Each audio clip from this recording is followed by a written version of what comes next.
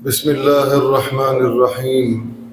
ربنا وجعلنا مسلمين لك ومن ذريتنا أمة مسلمة لك. صدق الله العظيم. محترم حاضرین، ناگپور اور کامٹی میں ایک دور تھا کہ دینی اسکولوں کا فقدان تھا. ساری ایسی اسکولیں تھیں جہاں پر صرف مکمل اور پوری طرح مکمل عصری تعلیم کا نظام اور انتظام تھا. شہر میں کچھ لوگوں نے غور و فکر کی، ارقم اسکول کا قیام عمل میں آیا، اس کے بعد پھر اقرا اور پھر اسکولوں کی ایک لائن لگی. بہت اچھی چیز ہے، لیکن اسکول جن بنیادوں پر قائم ہو اس کا خیال اخیر تک رکھنا بہت ضروری ہے.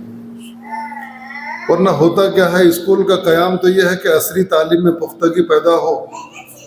اب آپ اپنے اسکول میں دینی تعلیم اتنا دے رہے کہ بچہ نہ ادھر پختگی حاصل کر پا رہا ہے نہ ادھر، اور عوام کے جذبات سے ہم بالکل نہ کھیلیں.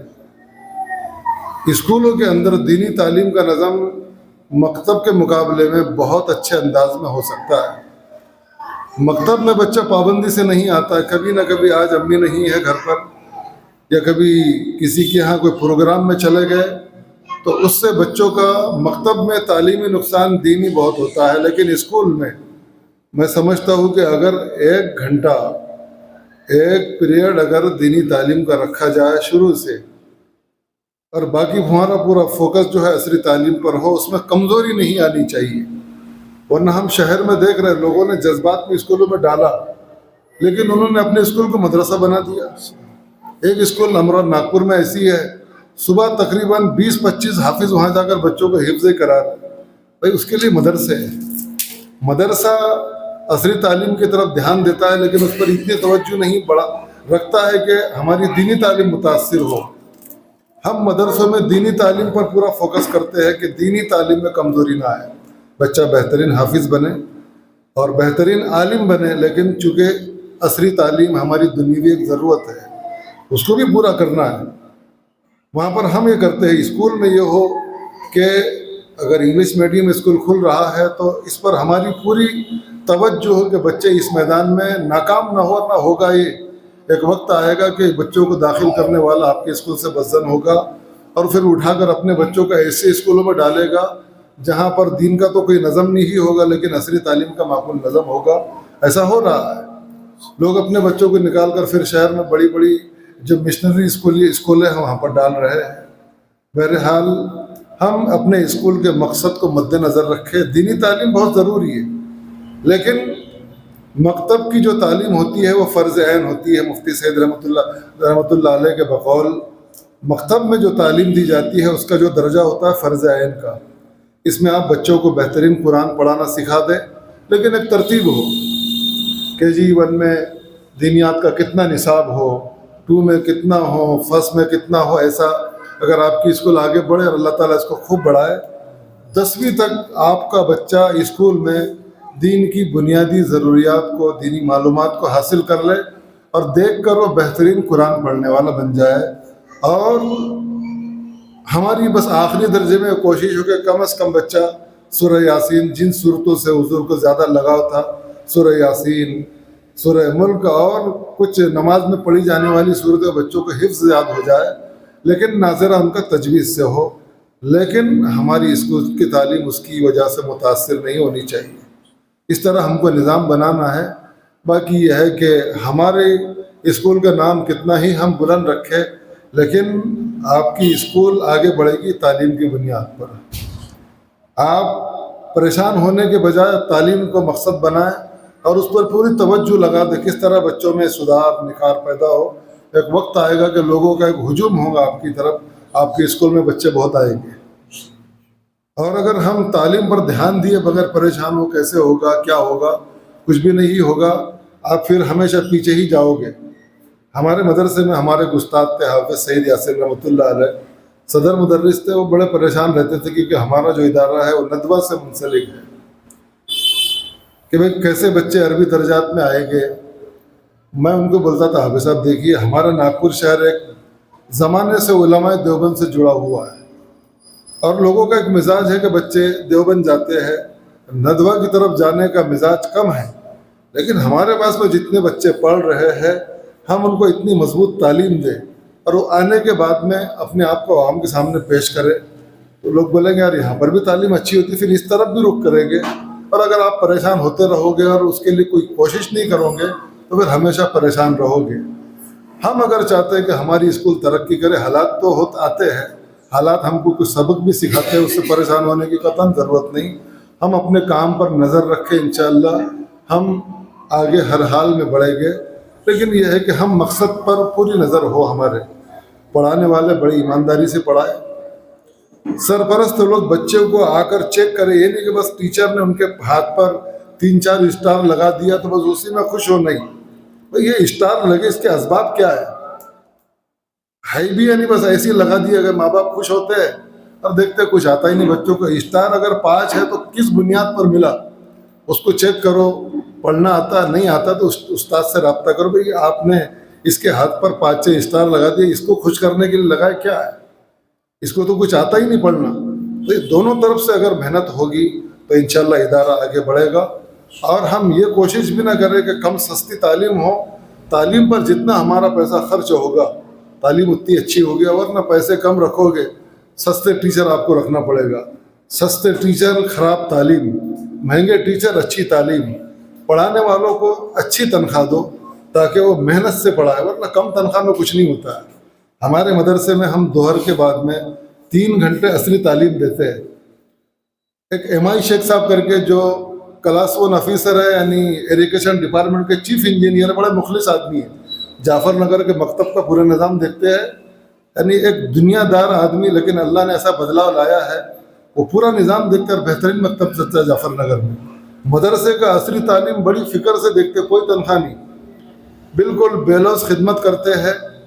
ایک ٹیچر کو ایک پیریڈ کے 3000 روپے ہم دیتے ہیں، یعنی 40 منٹ کا ہوتا ہے، لیکن تعلیم ان سے بہت اچھی لیتے ہیں۔ ہم لیول کے حساب سے تعلیم دیتے ہیں، آپ کا بچہ جس اسکول میں ہے وہاں رہے، لیکن بچہ 8ویں میں پہنچ گیا، اس کو انگلش کچھ آتی نہیں ہے، ہندی نہیں آتی، مراٹھی نہیں آتی ہے، تو ہم نے لیول طے کیا، اس کے حساب سے تعلیم ہو رہی ہے۔ اور چونکہ پڑھانے والوں کو تنخواہ اچھی دے رہے، اس لیے وہ بھی محنت سے پڑھاتے ہیں۔ تو ہم، کیونکہ ہمارے پاس پیسہ بہت ہے، لیکن ہمارا پیسہ تعلیمی اداروں کے سامنے نہیں آتا، ہمارا پیسہ شادیوں کے نظر ہوتا ہے، شادیوں میں ہمارا پیسہ بہت خرچ ہوتا ہے۔ ہم غریب نہیں ہیں، ہم نے اپنے آپ کو سمجھ لے کہ ہم غریب ہیں، غریب کوئی بھی نہیں ہے، بہت پیسہ ہے ہمارے پاس میں، بس ہم غریب ہے امام کی تنخواہ دینے میں، غریب ہے امام نگاہ پڑھا تو اس کی فیس دینے میں، غریب ہے مکتب کی فیس دینے میں، اسکول کی فیس دینے میں۔ شادی ہو جائے، برتھ ڈے آ جائے تو ہمارا اتنا پیسہ اس میں خرچ ہوتا ہے کہ بچے کی 1 سال کی فیس اس میں ادا ہو سکتی ہے۔ بہرحال فیس بھی اچھی ہو، تعلیم پر زیادہ فوکس ہو، گھبرانے کی قطعاً ضرورت نہیں، آپ کی تعلیم بچوں کو آپ کی طرف کھینچ کر لائے گی۔ ہمارے استاد عکل گوا میں مولانا عارف صاحب، جو فی الحال صدر کاری وہاں کے تھے، وہ فرماتے تھے کہ مولانا غلام مستانوی نے مدرسے کا آغاز 1980 میں کیا، 15 سے 16 بچوں سے۔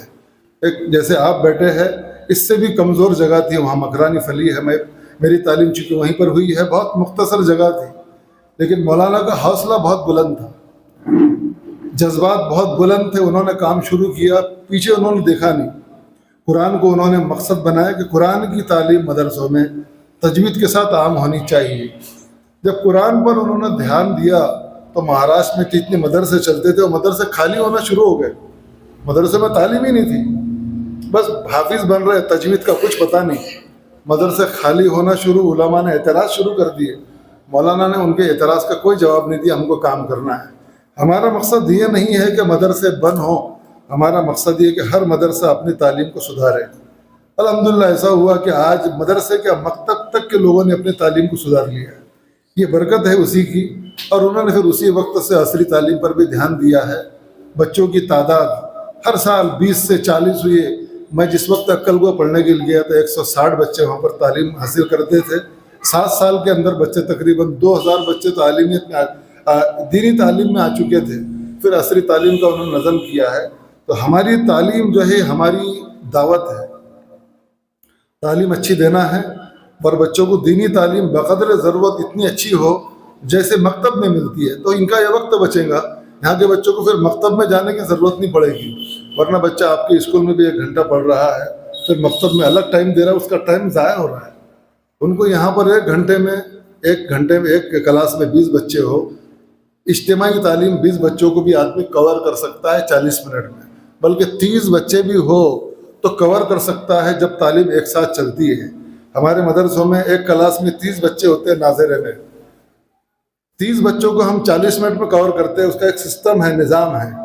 تو انشاءاللہ بہترین تعلیم اگر دیں گے تو انشاءاللہ آپ کا یہ ادارہ ترقی کرے گا اور بہت آگے بڑھے گا، اور چونکہ ہم نے خدمت کے نیت سے اس کو قائم کیا اور لے کر چل رہے ہیں، تو دنیا بھی آئے گی اور آخرت بھی ہماری انشاءاللہ بنے گی۔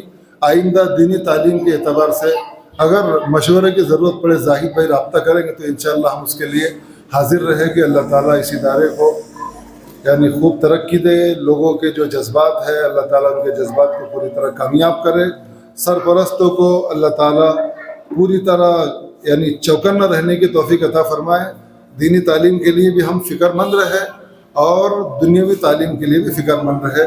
عورتیں چونکہ یہاں پر موجود ہے، ان کا زیادہ فکر مند ہونا ضروری ہے۔ ایک واقعہ سنا کر بات ختم کرتا ہوں۔ مفتی سعید رحمۃ اللہ علیہ دارالعلوم دیوبند کے شیخ الحدیث گزرے ہیں، وہ فرماتے ہیں کہ ان کے لڑکے تقریباً 10-12 لڑکے تھے اور 2 لڑکیاں تھیں ان کی۔ وہ کہتے ہیں کہ میرے بڑے لڑکے کو حافظ بنانے میں مجھے بڑی پریشانی ہوئی، بہت مارا اس کو میں نے، شاید بچہ بعد میں ان کا انتقال بھی کر گیا، بڑا افسوس ہوتا تھا ان کو، لیکن بعد میں پھر میں نے اپنے بیگم سے کہا کہ تم حافظ کیوں نہیں بن جاتی ہو؟ انہوں نے کہا کہ گھر کے اتنے کام ہیں، اس میں پھر قرآن کیسے؟ کہا کہ گھر میں اپنے کام کرنے والی کوئی رکھ لیں گے۔ بہرحال بیگم کو میں نے بات کہا، انہوں نے اس کو دل پر لیا، انہوں نے قرآن پاک کو حفظ کیا۔ حافظ بننے کے بعد میں میرا 9 لڑکے بعد میں کب حافظ بنے مجھے پتہ نہیں چلا، میری دونوں لڑکیاں حافظ کب بنی مجھے پتہ نہیں چلا، میری تمام لڑکوں کی عورتیں حافظ کب بنی مجھے پتہ نہیں چلا۔ عورت جب گھر کے اندر اپنی ذمہ داری کو ادا کرتی ہے، چاہے وہ ذمہ داری دینی اعتبار سے ہو، دنیاوی اعتبار سے، تو پھر ہماری نسل کو اس سے بہت فائدہ ہوتا ہے۔ اللہ تعالی ہماری مستورات کو خاص طور سے فکر مند ہونے کی توفیق عطا فرمائے۔ وآخر دعوانا ان الحمد للہ رب العالمین۔